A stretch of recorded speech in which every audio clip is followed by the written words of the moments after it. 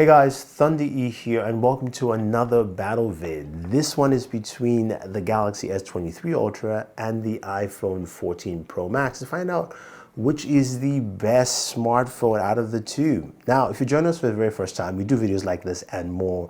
So go ahead and smash that subscribe button, notification icon to get notified about more videos just like this. Now, in terms of hardware, both of them are gorgeous looking devices. The Galaxy display is 6.8 inches with a max nit brightness at 1750, same as last year. The iPhone beats in this category at 2000 in direct sunlight, but they are both lovely displays. Similarities also include 120 Hz refresh rate for both displays, as well as also a variable refresh rate or adaptive refresh rate, if you will. So that's pretty nice there with these devices.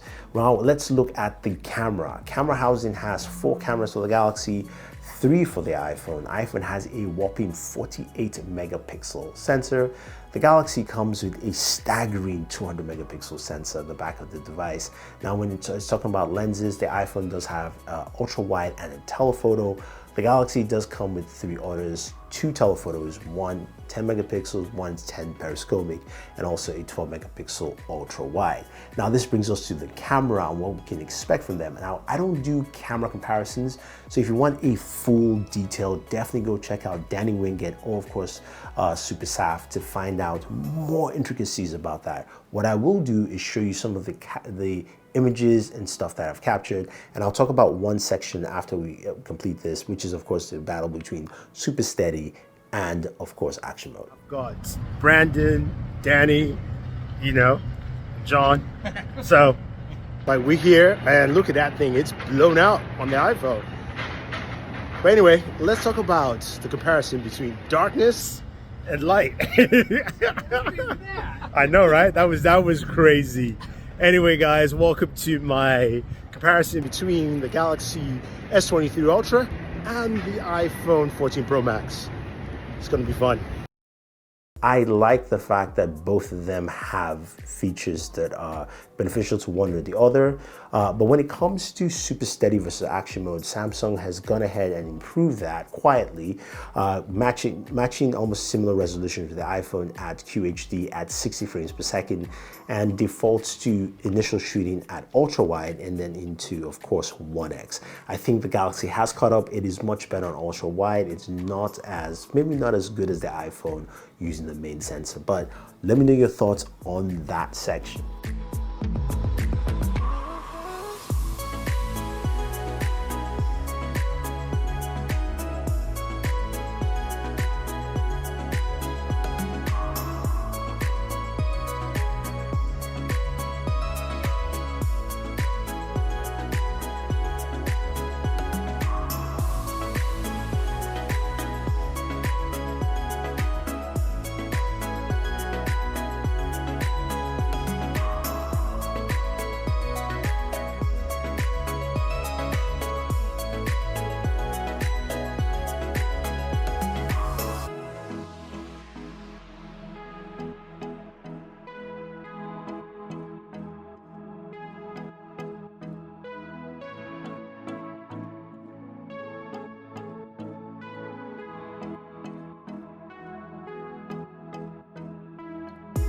Now, some of the other aspects of the hardware I think you would like, of course, is the processor. We have the A15 Bionic on the iPhone 14 Pro Max, which we know quite well.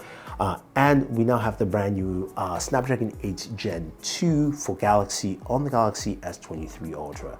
Now, in terms of benchmarks and Geekbench scores, you guys want to see that. And this is where the iPhone wins on a yearly basis, and it continues. You can see higher scores in single core and multi-core for the iPhone compared to the Galaxy. The Galaxy gets close in single core, but not as close in multi-core. And then when we go to compute, the Galaxy is behind by about 5,000 points, if you will. But what does that mean in translation with all these high numbers, right, for our gaming experience?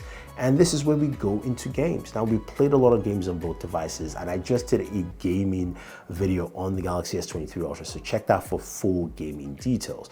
So we'll go with each game, starting off with Call of Duty Mobile. Now, COD Mobile on the iPhone, you can play at actual medium ultra max settings, which I figured would give me 89 frames per second, while of course on the Galaxy you can only do that on low with the max setting there. Now what you actually get in performance is quite different. For the iPhone, I'm getting 60 frames per second. It stayed at 60. I tried everything and it stayed at 60. While the Galaxy did 89 frames per second, so there's a difference there. Now, not sure why that's the case. It might be a software thing, but I wanted to just kind of leave that for you. Now, moving over to PUBG, Smooth Extreme for both devices played at 60 frames per second. Ultra HD Extreme for both devices played at 60 frames per second. And when we went over to Ultra HD Ultra, this is where the iPhone had a little edge here, going up to 48 and kind of averaging out of 45 frames per second. The Galaxy was still at 40. Maybe it's a software update, but the iPhone has the edge here. Apex Legends for both devices played pretty well. Ultra HD Ultra, 60 frames per second, so it's very, very solid. Now, rounding it up, of course, is Genshin Impact, which we expected to see some differences. The iPhone last year didn't do as well, but of course, it's been updated to the latest software, and here we saw some huge improvements. The iPhone did a solid 59 frames per second, all the way for 30 minutes. So that was very, very good. Now, moving over to the Galaxy, we just did our Galaxy video, and in that video, I showed you 55 frames per second. And some of you are like, well, you know what, turn this off, turn that off.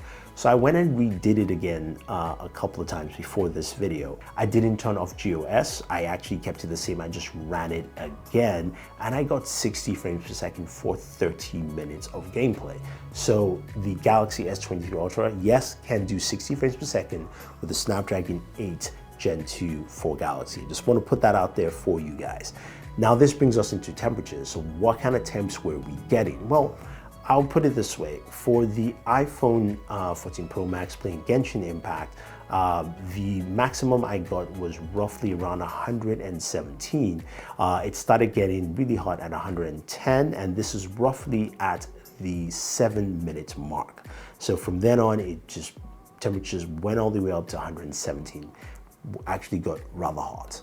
While the Galaxy S23 Ultra stopped at 107 degrees, and this took roughly around 20 minutes of gameplay time for me to get to that temperature. So that's very important in terms of cooling and also the kind of temps you're getting with these devices. When it comes to gaming, it looks like they're evenly matched, but again, that's just something to take note. You can see the differences there with both of them. But of course, speakers is something that's quite important to a lot of people, and we just did a speaker test where we saw how they both performed. I think the iPhone did a really good job, and that's my pick. Some people think it's the Galaxy, but go ahead and check that video and make your decision for yourself, because I think it's really close within the speaker environment for both devices. All right, so let's wrap this up with a few miscellaneous things with both devices that are very unique to them. Now, the iPhone has Face ID, and that works pretty fast, but of course, it also works with a mask now as well. So if you're looking for security measures and how quick it is to access your device, Face ID works very well.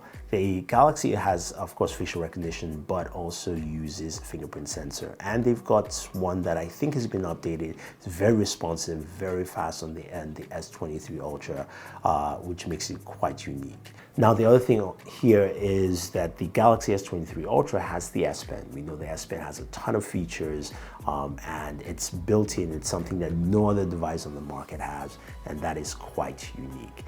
Another feature I like on the Galaxy is the brand new Expert RAW, and it has a ton of features here. So you've got the multiple exposure capture. You can also capture at 12 megapixels, 50, and then 200 megapixels. But one that I do like is the astrophotography, which you would need a tripod to actually mount this on, but you do have something called Sky Guide. This is something I have not found on any device. If I'm wrong, guys, let me know. But you can hide or show, and what it does when you hit show, it shows you where the stars are. So if you're looking for a certain constellation or cluster of stars, you can actually look for it using AI mapping and go ahead and take your picture, and you should be able to get the constellation you're looking for. That's actually pretty cool advancement for astrophotography. So what do I think? I think honestly, both devices are evenly matched. I think Samsung has done a great job in improving the things that didn't work well with the S22 Ultra into the S23 Ultra here, especially when it comes to the camera and the gaming features. I think it really does well.